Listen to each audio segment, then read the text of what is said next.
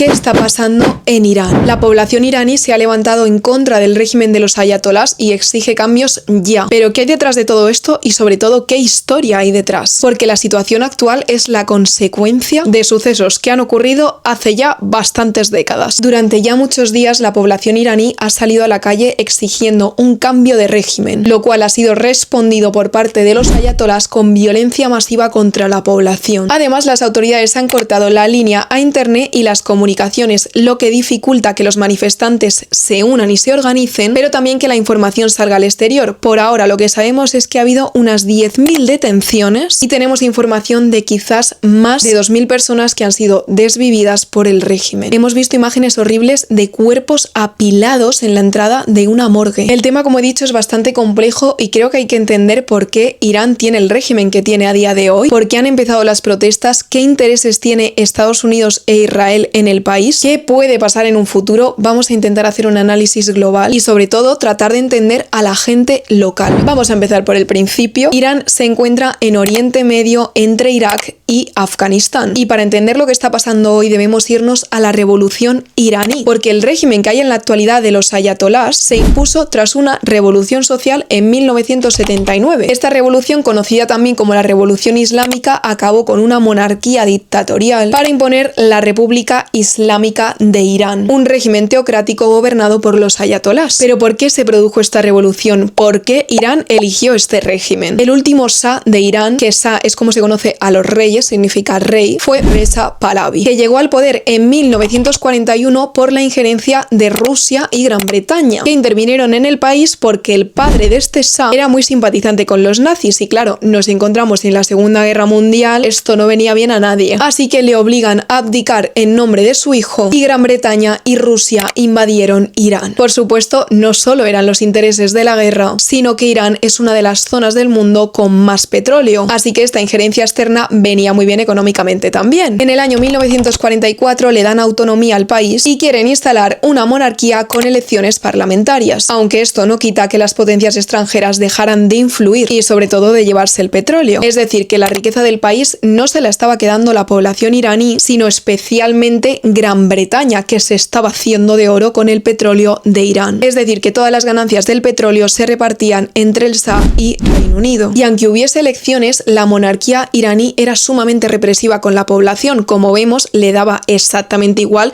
la población iraní porque estaba vendiendo sus recursos al exterior y ellos también se estaban haciendo de oro. Y en el año 1951 aparece alguien que es fundamental para la historia: Mohammad Mossadegh, elegido democráticamente como primer ministro iraní. ¿Qué ocurre? Que incomodaba a todo el mundo. No estaba de acuerdo ni con la dinastía Pahlavi, pero tampoco con las potencias ocupantes, y va a tomar una decisión que lo cambia todo: nacionalizar las empresas petroleras. Aquí todo el mundo se estaba lucrando del petróleo iraní, menos Irán. Entonces se nacionalizan estos recursos para que las ganancias vayan al pueblo iraní y no a personas externas o al régimen monárquico. Una decisión, creo yo, comprensible. ¿Pero qué pasa? Pues pasa lo de siempre: Estados Unidos. A Estados Unidos y a Gran Bretaña esto no les viene nada bien y claro, son potencias con mucho poder. Iban a propiciar un golpe de estado en Irán para acabar con el poder de Mossadegh. En concreto lo organiza la CIA, aunque es alentado por el MI6, que es la inteligencia británica, porque realmente a quien más le estaba perjudicando eran los británicos, que eran los que estaban quedándose con el petróleo iraní. Pero nos encontramos en plena Guerra Fría, 1953. Estados Unidos estaba luchando contra el comunismo por todos lados, pero realmente Mossadegh no era comunista. Pero nacionalizar el petróleo ya era suficiente como para considerarse un riesgo. Los fines justificaban los medios, aunque los medios fuesen a acabar con un país. Vamos, esto lo hizo la CIA en medio mundo, para eso se creó. Entonces, en el año 1953 se acaba con Mossadegh y se establece una monarquía dictatorial encabezada por el Shah Reza Pahlavi. Por si os interesa, a Mossadegh le metieron en una prisión militar donde estuvo 3 años en régimen de aislamiento. Este pobre hombre que no había hecho nada, aunque su sentencia fue de muerte. Es muy interesante que cuando le condenaron dijo: el veredicto de esta corte ha aumentado mis glorias históricas, estoy muy agradecido de que me haya condenado. Verdaderamente esta noche la nación iraní comprendió el significado del constitucionalismo. Finalmente acabó en régimen de arresto domiciliario durante toda su vida hasta 1967,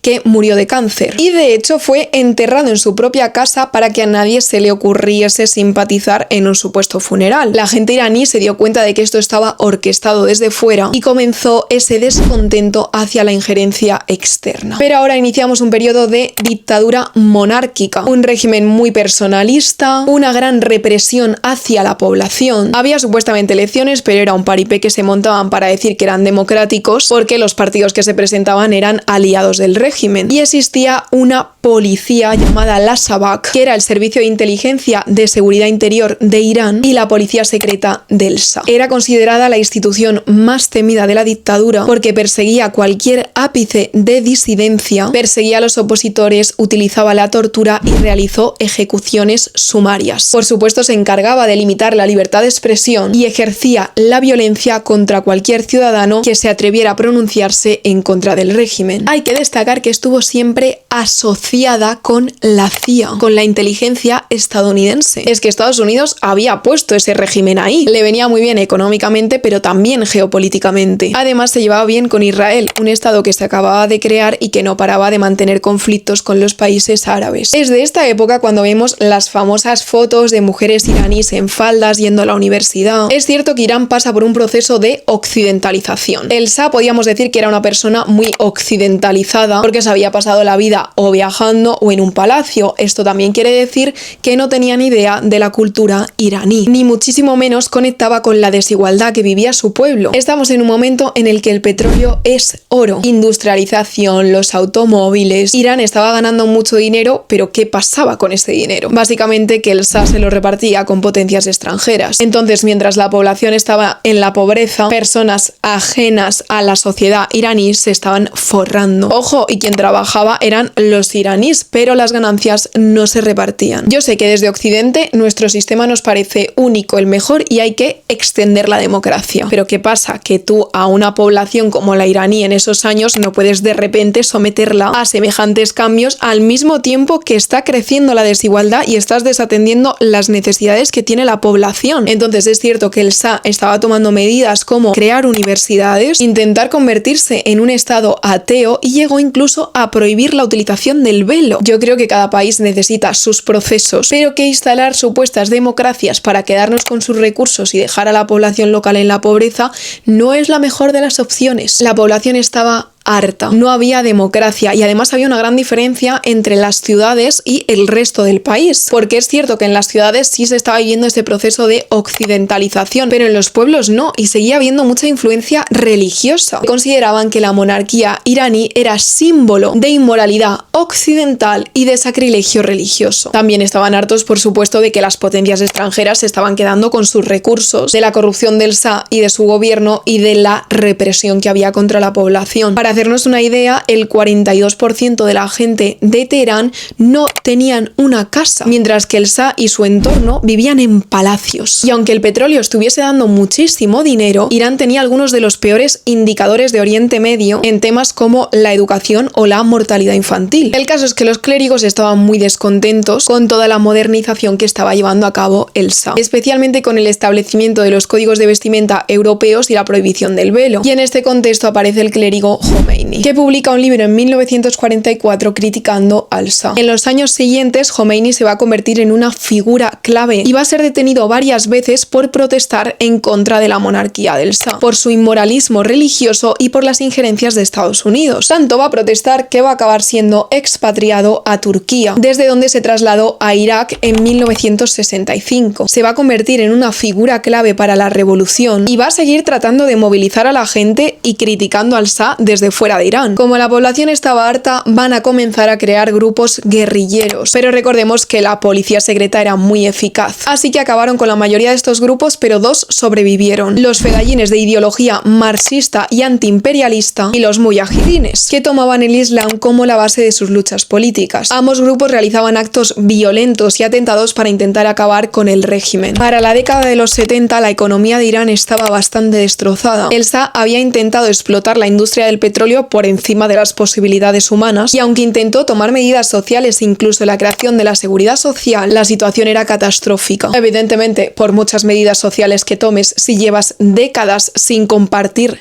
la riqueza, sin dar las ganancias que pertenecen al pueblo, pues pasa lo que pasa. Crecía el descontento, la gente lo manifestaba y el régimen respondía con violencia y represión. Pero en los últimos años de la década de los 70 la gente no dejaba de manifestarse. Hay un hecho muy peculiar porque en el año 1978 se producen manifestaciones cada 40 días y esto se debe a que en Irán son de mayoría chiita y para ellos hay un luto de 40 días. Cada vez que había una manifestación el régimen acababa con la vida de la gente y entonces pasaban por un luto de 40 días hasta volver a manifestarse. El 4 de septiembre de 1978 concluye el Ramadán de ese año y la gente sale a las calles. Las manifestaciones comienzan a extenderse por todo Irán. Vemos en estos últimos datos que los componentes religiosos están presentes todo el rato. Y Jomeini continuaba incitando a la movilización de la población desde fuera del país y se convierte en la personificación de lo que está pasando, de las revueltas en la calle. Y el 8 de septiembre del mismo año ocurre un hecho catastrófico. En una manifestación en Teherán, una muchedumbre de 20.000 personas fueron disparados por los soldados del Shah, causando cientos de muertes. Todavía a día de hoy se conoce como el Viernes Negro y esto evidentemente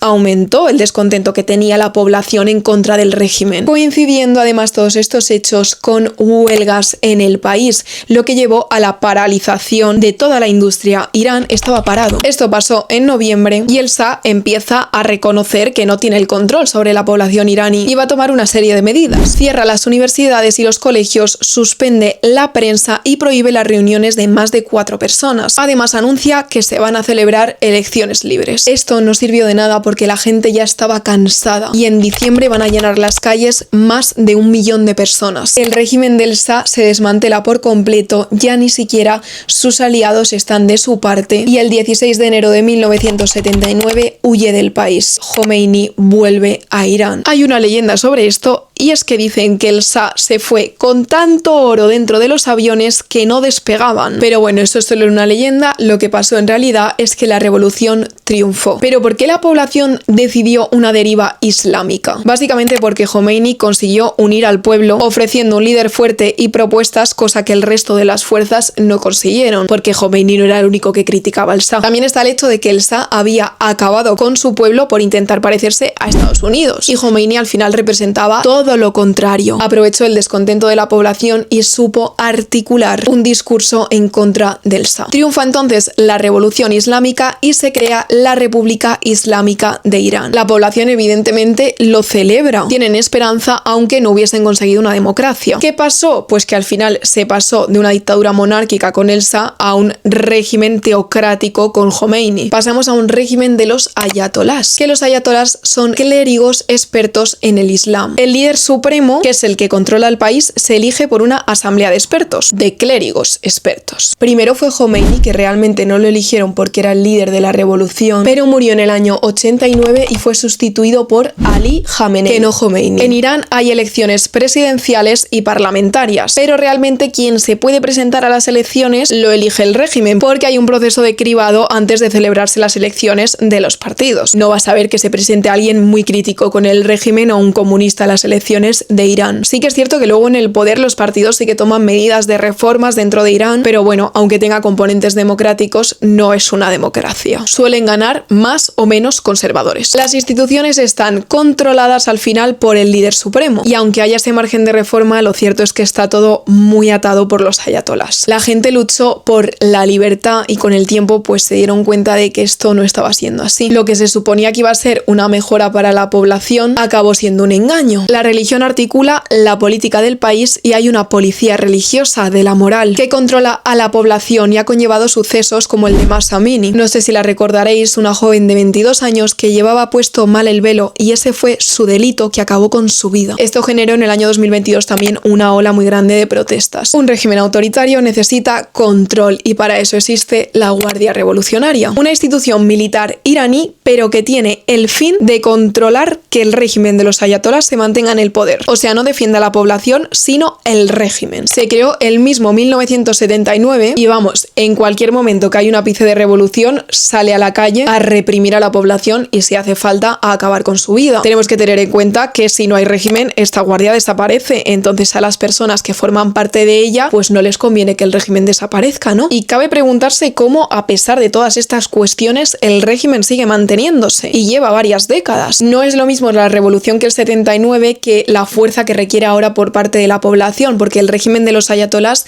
está mucho más formado y tiene mucha más fuerza represiva que lo que tenía la monarquía del Shah. Entonces para la población no es tan fácil acabar con ellos. Entonces, ¿qué ha pasado ahora? Pues que la situación económica de Irán es nefasta. Es cierto que han aumentado las sanciones de Estados Unidos, lo que ha hecho que se agraven las cuestiones económicas. También es cierto que Occidente tiene un gran papel en la economía de Irán, porque recordemos que llevamos mucho tiempo sancionándoles por el desarrollo de armamento nuclear, a pesar de que Occidente no deje de armarse hasta los dientes. Pero bueno, cuando lo hace Irán nos parece muy mal, entonces se han interpuesto sanciones que han acabado con la economía del país. Esto al final perjudica más a la población que al régimen. Las últimas manifestaciones en Irán comenzaron en las tiendas de Teherán por parte de los propietarios de las tiendas de Teherán, pero se han ido extendiendo a todo el país y las demandas ya han superado la barrera económica pidiendo un cambio de régimen. La inflación que vive Irán es tan grave que de un día para otro desaparecieron productos básicos del supermercado porque los precios eran insostenibles. Entonces la gota que ha colmado el vaso podemos decir que es la crisis económica, pero hablamos de un rechazo amplio hacia el régimen teocrático. No es la primera vez que Irán se levanta y las manifestaciones se han extendido por todas las provincias de Irán. Como he dicho al principio del vídeo, el régimen ha respondido con violencia. Más de 10.000 detenciones, creemos que puede haber más de 2.000 muertes y bueno, las imágenes son horribles. Y ahora pues nos encontramos en este punto. Una sociedad iraní que no deja de manifestarse a pesar de la dura represión del régimen, una represión que puede seguir aumentando porque así funcionan, pero en esta ecuación por supuesto hay que meter a Estados Unidos y a su estado satélite Israel, porque claro, los líderes iraníes acusan a Estados Unidos y a Israel de instigar el malestar que ha llevado a estas manifestaciones. ¿Esto es cierto? Sí. Estados Unidos e Israel, que es como una filial, ¿no?, tienen mucho interés en acabar con el régimen de los ayatolás, poner algún amiguito en el poder o hacer como en Venezuela y quedarse Trump del nuevo líder supremo, supongo, quedarse con el petróleo, pero sobre todo controlar la zona. Recordemos que Estados Unidos está en una especie de guerra fría con China, además de reforzar el papel de Israel en la región. Trump ya ha dicho que va a aumentar las sanciones contra cualquier país que negocie con Irán y en numerosas ocasiones lleva diciendo las últimas semanas que va a invadir Irán para salvar a los manifestantes.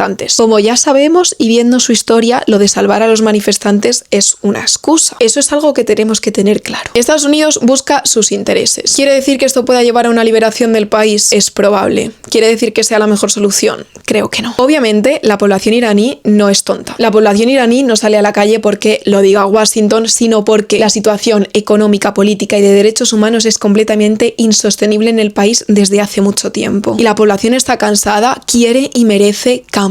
Ahora, creo que ese cambio debe de venir de los iraníes, que deben ser los que determinen su futuro. El problema de que se meta a Estados Unidos es que, como ya nos ha enseñado la historia en muchísimas ocasiones, la situación de la población siempre empeora. Entonces yo comprendo que genere debate porque al final no sabemos si la población va a tener la suficiente fuerza como para acabar con el régimen, pero lo que sí que sabemos es que estas intervenciones nunca acaban bien. Así que eso es lo que está pasando en Irán. Para mí creo que lo que cabe preguntarse es ¿qué sería hoy de Irán sin la intervención de Estados Unidos y otras potencias occidentales? ¿Qué hubiera pasado si les hubiésemos dejado seguir su historia, si les hubiésemos dejado nacionalizar sus empresas, si no les hubiésemos robado tanto el dinero como la democracia, como el poder de decidir, ¿no? ¿Qué hubiera pasado si Estados Unidos no hubiese implantado un régimen monárquico que destruyó al país? Yo solo espero una cosa y es que no vuelva a repetirse lo mismo otra vez. Espero que la población iraní pueda decidir su futuro. Ahora, vivimos en el mundo real. Irán es un país que tiene muchos recursos naturales y se sitúa en una zona geopolítica muy importante para muchos actores con mucho poder. Así que creo que estos intereses, por desgracia, estarán por encima de los derechos básicos de la población iraní, que lleva décadas sufriendo la opresión y la pobreza propiciada por todos estos intereses.